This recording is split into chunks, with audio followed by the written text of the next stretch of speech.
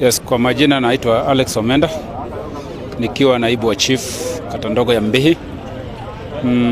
Leo mwendo wa saa 3 asubuhi niliweza kupata habari kutoka kwa wananchi wa kwamba kuna mili inaonekana katika septic tank hapa Mbale town. Tuliweza kujulisha vitengo vyetu ya usalama kina OCS, Mbale Police Station, wakina DCI na County Department, wote wakakuwa aware. Walikuja na tukaweza kuteam up pamoja na wananchi pamoja, tukashirikiana, tukaweza kutoa hiyo mili katika hiyo septic tank.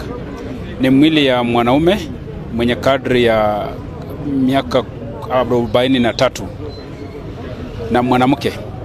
Huyu mwanaume anajulikana kama Humphrey Mbaraga, kwa jina ya mtaa ni Rasta. Yeye anapatikana hapa Mbale town. Kuna ripoti tulipata ya kwamba tarehe 24 huyo Rasta aliweza kupotea.